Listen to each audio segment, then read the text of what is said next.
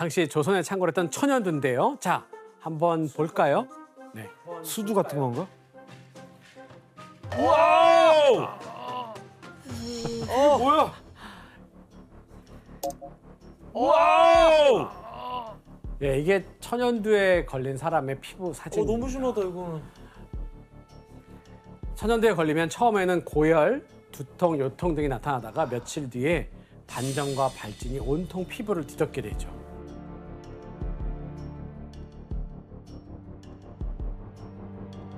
아니 저기 천연두는 치사율이 자그마치 30%에 달했어요. 심한 건 거죠? 예, 좀 아주 심한 겁니다. 걸린 사람 10명 중 3명이 죽은 겁니다. 자, 그래서 천연두는 인류 역사상 가장 많은 목숨을 빼앗아간 질병으로 불리죠.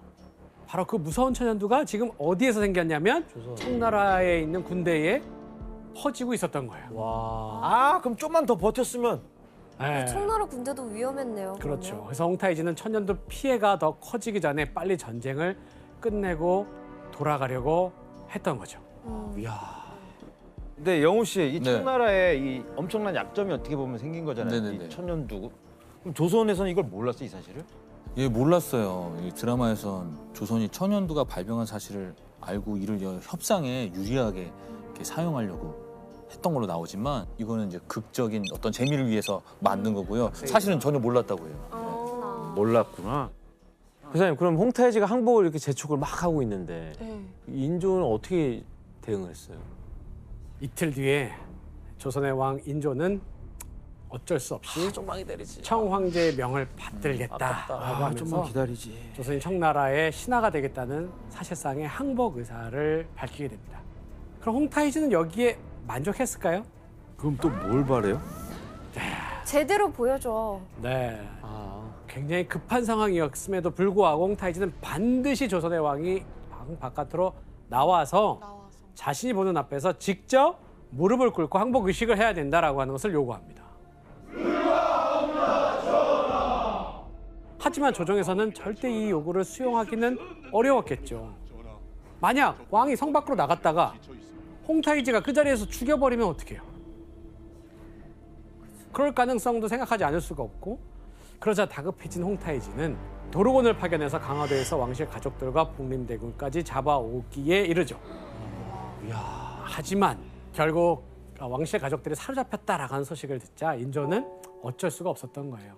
이제 더 이상은 버티기가 어려웠죠. 사직을 지키기 위해서 청의 요구를 수용하게 됩니다. 즉 왕이 직접 성문 밖으로 나가서 항복의 의식을 치르기로 한 거예요. 그리고 1월 30일 인조는 원래는 왕의 복장인 골룡포를 입고 나가야 되는데 신하의 입장, 하급 관리가 입는 남색 옷을 입고 남한산성에 나서서 삼전도에 도착을 하죠. 그리고 이곳에서 홍타이지를 향해서 항복 의례를 치르게 됩니다.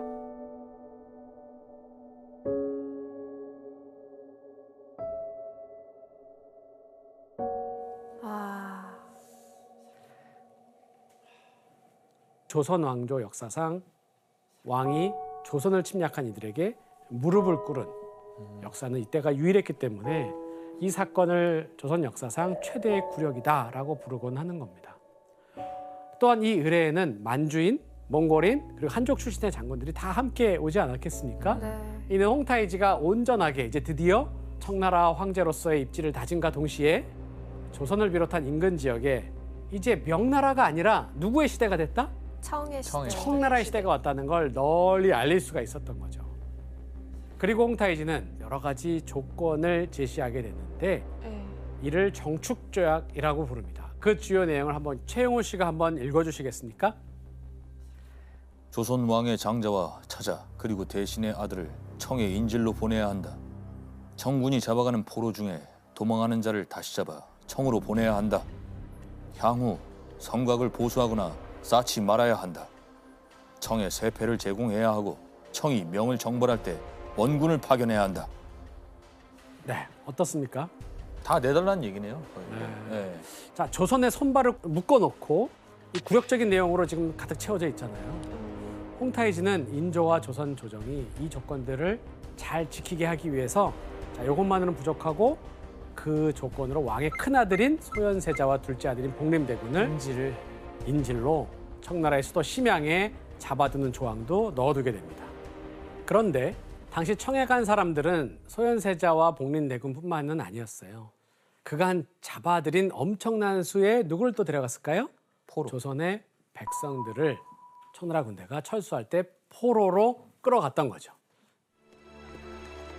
자, 이들을 뭐라 그러냐면 역사에서는 피로인이라고 합니다. 마님도 청군의 포로가 되었다가 도망친 적이 있지요. 배소토로 잡아가는 것입니다. 무슨? 난 포로가 된 적이 없다. 그러니 당장 나를 내려라. 당장!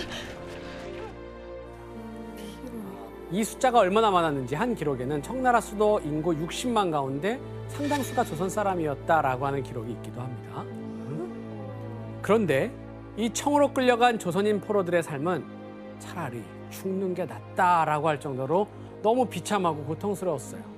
당시 청나라에서는 조선인 포로가 막 밀려들자 자, 이것이 들어섰다고 하는데 뭐가 들어섰을까요? 피라민 마을? 피난민 마을? 수용소 아니야 수용소. 장사? 장사라는 겁니다. 바로 인간 시장이 만들어지는 겁니다. 노예예요? 청나라에선 조선인 포로를 노예로 취급하고 이걸 돈으로 사고 팔았습니다. 이때 여성들은 또 다른 고통을 겪어야 했는데요. 바로 청나라 장수들이 이들을 자기의 첩으로 삼았는데 청나라에 있던 부인들이 조선인 여성들을 오히려 학대를 했던 거예요. 뜨거운 물을 끼얹는다든가 온갖 고문을 했다는 기록들이 있습니다. 안 되겠다. 청나라. 하지만 견디다 못해 청나라에서 겨우 탈출을 하더라도 문제가 있어요. 조선으로 다시 이들이 돌아왔어요. 청나라 그러면 다시 조선에서는 이들을 어떻게 했을까요? 청나라로 돌려보냅니다. 그래서 발 뒤꿈치가 잘리는 끔찍한 형벌을 받았던 거죠.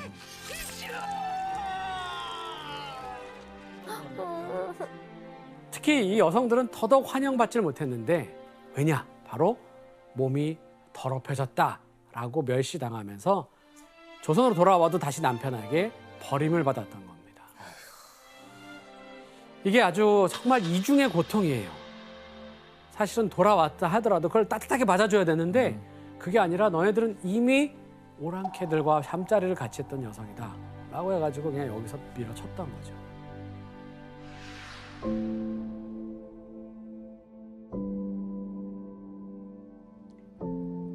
오랑캐에게 욕을 당한 길체는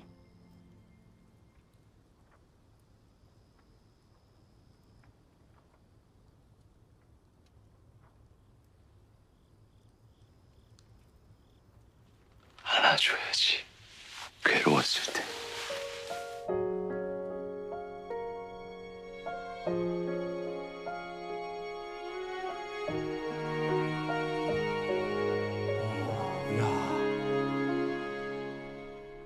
이렇게 병자호란은 2달간의 아주 짧은 전쟁이었지만 백성들의 피해는 엄청나게 컸던 거죠. 그런데 승승장구하던 1643년 청나라에도 갑자기 충격적인 사건이 하나 터져요. 홍타이지가 죽었어요. 맞습니다. 우와. 그토록 강력했던 황제 홍타이지가 불과 51세의 한창인 나이에 돌연 사망하게 됩니다. 사인이 정확하게 밝혀지진 않지만 건강 악화로 인한 병사로 추정이 돼요.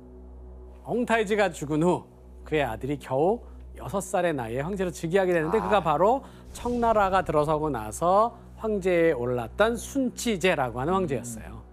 근데 너무 어리잖아요. 이거 안 돼. 그러면 누가 다시 힘을 발휘한 섭정을 누군가가 해야 됩니다. 네. 그래서 그 사람이 바로 도르곤입니다. 그러니까 형제들이 남았잖아요. 네.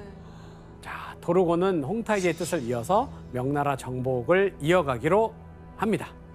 자, 그런데 마침 홍타이지가 죽은 바로 다음 해인 1644년 도르곤이 명나라 정복을 하려고 하는데 그걸 도와주는 사건이 벌어져요.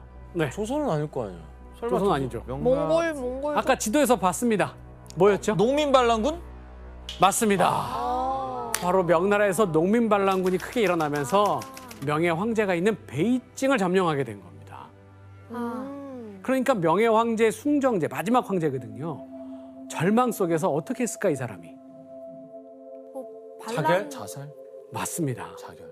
황제 숭정제는 절망 속에서 자금성 북쪽에 있는 산에 올라가서 신료들이 보는 앞에서 나무에 목을 매는 선택을 하게 됩니다. 지금도 베이징에 가게 되면 이 나무에서 숭정제가 달아 죽었다라고 알려져 있는 그 나무가 있습니다. 이렇게 만주족은 후금의 건국부터 청나라까지 약 30년 만에 중국 대륙의 새로운 지배자로 올라서게 됩니다.